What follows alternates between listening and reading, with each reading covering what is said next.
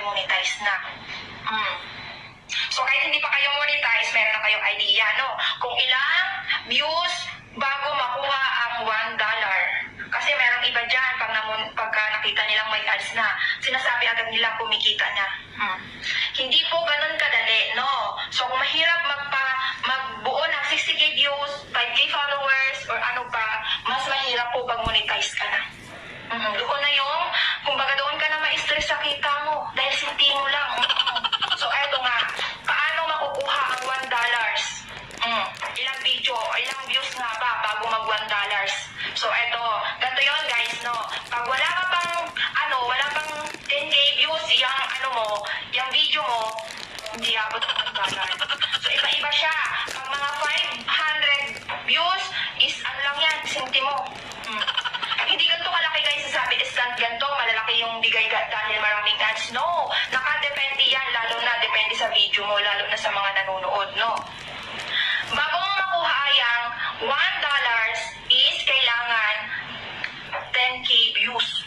Diba? Pero depende yan, kung isang araw mo lang nakuha yan. Ayan, depende talaga siya guys, depende.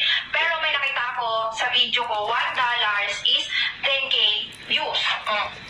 Diba? Sobrang hirap. Paano na lang kung wala kang 10k views? Paano na lang kung yung views mo nasa 100, 300, 400, 500? So, ang makukuha mo lang, cents lang.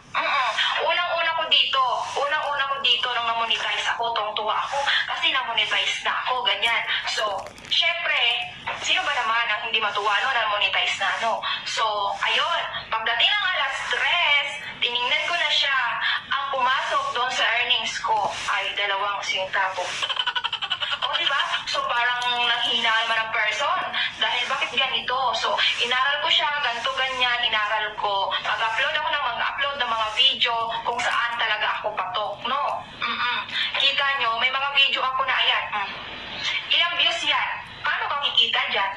Diba? Pero pinagtsagaan ko siya dahil gusto ko yung ginagawa ko. So kung gusto mo rin, kahit pa sintabo-sintabo yan, okay na yan, maiipon din yan. At pagka matagal na, lalaki din yung views mo, lalo na kung maganda naman yung content mo, no? So pag malaki na yung views mo, so aangat na din yung earnings mo, hindi na sintabo. Kasi ang $1 is 50 something ata. Ganyan. Kasi diba, ay parang 55, $1 is 55 pesos. So, malaki na rin yun, no? Pero yun nga lang, need mo ng, minsan hindi umaabot ng 10k views. Ganon, depende talaga guys. Depende rin sa nanonood kung ini-skip yung ads. Kaya sana, wag nyo naman i-skip yung ads, no? Tulong nyo na din yun sa nagpupuyat na tao.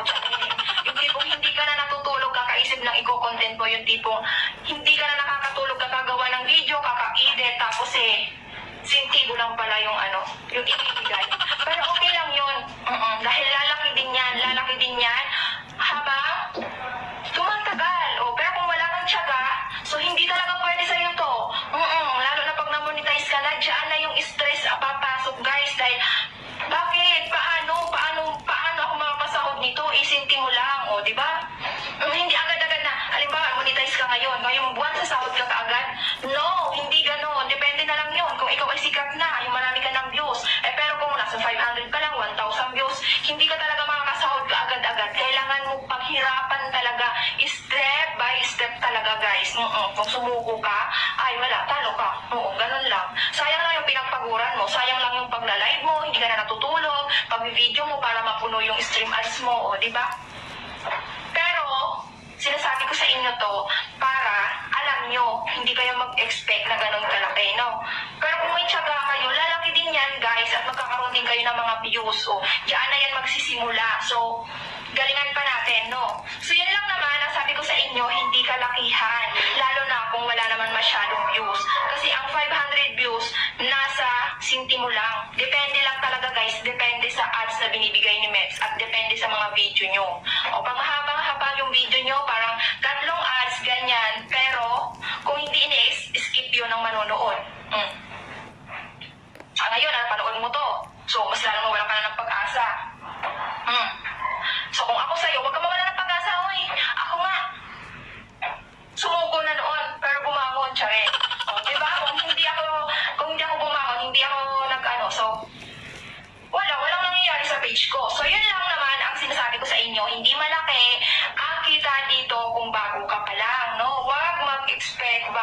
nasaktan ka.